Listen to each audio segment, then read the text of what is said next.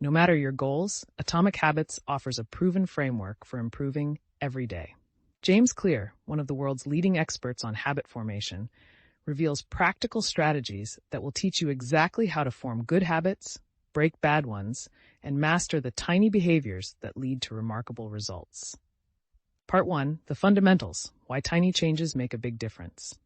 In 2003, British Cycling hired Dave Brailsford, who introduced the concept of aggregation of marginal gains, focusing on tiny improvements in everything related to cycling. This approach led to redesigning bike seats, optimizing tire grip, and even improving hand-washing techniques to prevent illness. These 1% improvements, though seemingly insignificant individually, accumulated to produce significant results. Within 5 years, British Cycling achieved remarkable success, dominating the 2008 Olympics and winning multiple Tour de France titles. The story illustrates the power of small habits and their compound effects. It's easy to underestimate the impact of small daily improvements, but over time, these can lead to extraordinary results. Consistent 1% improvements can make you 37 times better over a year. Conversely, getting 1% worse leads to decline. Habits are the compound interest of self-improvement. They may seem insignificant daily, but significantly impact over months and years. The book emphasizes the importance of systems over goals. While goals are about the results you want, systems are the processes leading to those results. Focusing solely on goals can lead to temporary changes, whereas systems ensure ongoing success and are the real drivers of results. Habits are part of these systems, forming the building blocks of our daily lives and influencing our identity. The book also explores the concept of identity change. True behavior change requires changing your beliefs and identity. Adopting new habits isn't just about actions, but about becoming the type of person who does those actions. Each action you take is a vote for the type of person you want to become. Consistent small actions reinforce your desired identity, leading to significant changes over time. In summary, the first part of the book underscores the power of small, consistent changes and the importance of focusing on systems over goals. It provides a framework for understanding how habits work and offers strategies for forming good habits and breaking bad ones, ultimately guiding individuals towards meaningful, lasting change. Part 2 of Atomic Habits focuses on the first law of behavior change: make it obvious. The section begins with a story about a paramedic's intuitive ability to recognize a heart attack, illustrating how our brains pick up on subtle cues after repeated exposure, forming the basis for our habits. Similarly, professionals in various fields can intuitively recognize patterns and anomalies within their domains, thanks to their experience. Clear explains that our brains are continuously analyzing our surroundings, and through repeated exposure, we begin to recognize what's important, leading to the formation of habits. We often underestimate the non-conscious mind's role in guiding our behaviors. For instance, you don't consciously instruct your body to digest food or regulate your heartbeat, yet these processes occur automatically. Similarly, habits form below the level of conscious thought. To change our habits, we first need to become aware of them. Clear introduces the Habit Scorecard, a simple exercise to identify and categorize our daily habits. By understanding and categorizing our habits, we can start to change them. Clear then discusses the power of cues in our environment. He shares an example from the Japanese railway system, where workers point at objects and call out their actions, significantly reducing errors. This pointing and calling technique raises awareness from a non-conscious habit to a more conscious level. Similarly, we can use cues in our environment to promote good habits and suppress bad ones. Implementation intentions, or specific plans for when and where to act, dramatically increase the likelihood of following through with a habit. Clear provides a formula for creating these intentions: I will behavior at time in location. He also introduces habit stacking, where you pair a new habit with a current one, using the formula after current habit, I will new habit. Finally, Clear discusses the importance of the environment in shaping our behavior. Small changes in our surroundings can lead to significant changes in our habits over time. By making the cues for good habits obvious and the cues for bad habits invisible, we can more easily foster the behaviors we desire. The key is to understand that our environment significantly influences our behavior, and to design it accordingly to support our desired habits. Part 3 of the book discusses the second law of behavior change: make it attractive. It starts with the story of Dutch scientist Nico Tinbergen, who discovered that animals are motivated by exaggerated cues, which he called supernormal stimuli.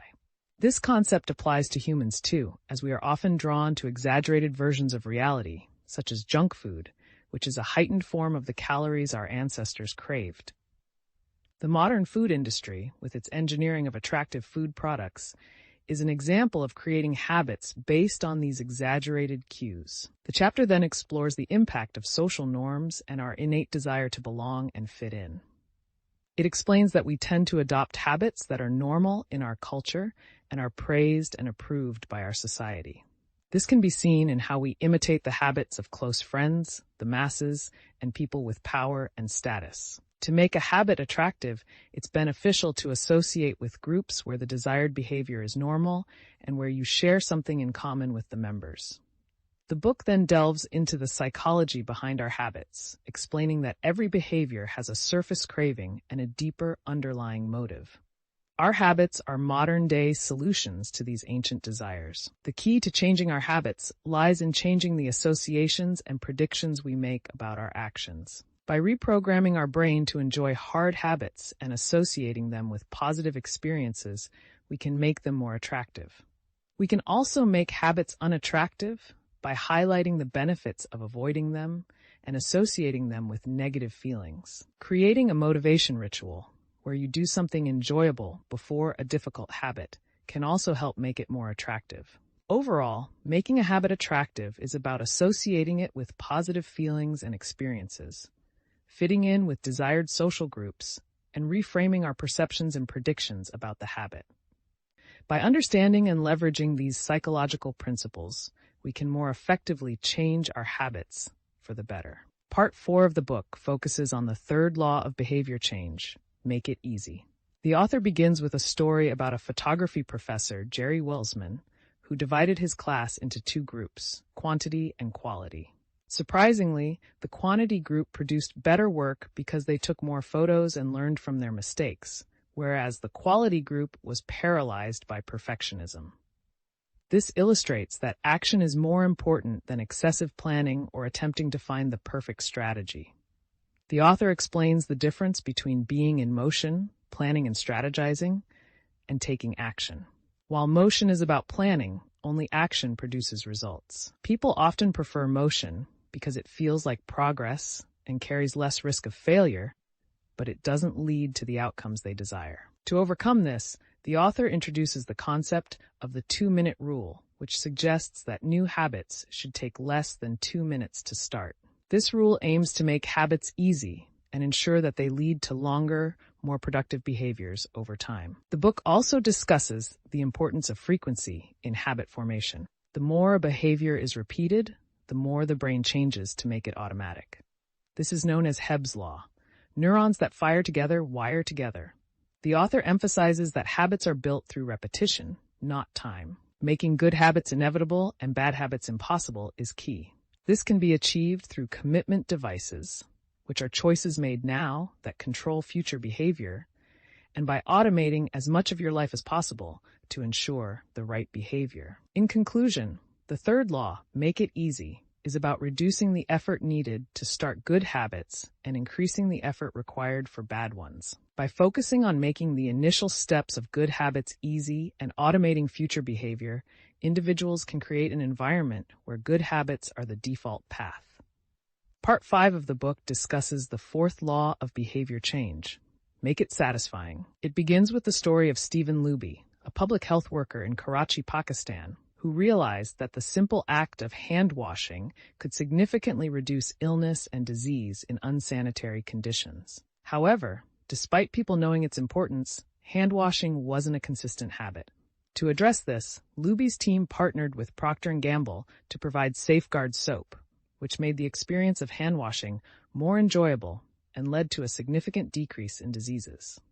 The chapter explains that we are more likely to repeat behaviors that are satisfying. This is demonstrated through various examples, including the success of Wrigley's flavored chewing gum and the adoption of flavored toothpaste, which made the products more enjoyable to use and thus more popular. Conversely, when an experience is unsatisfying, we have little reason to repeat it. The book then discusses the concept of immediate versus delayed rewards. Our brains prioritize immediate rewards, which can often lead to bad habits because the immediate outcome usually feels good while the ultimate outcome feels bad. To combat this, one can add a bit of immediate pleasure to habits that pay off in the long run and a bit of immediate pain to ones that don't. Moreover, the text introduces the idea of a habit contract, which is an agreement that outlines the consequences of not following through with a habit. This can be a powerful tool for making bad habits unsatisfying immediately. In summary, the fourth law of behavior change emphasizes the importance of making habits satisfying to ensure their repetition.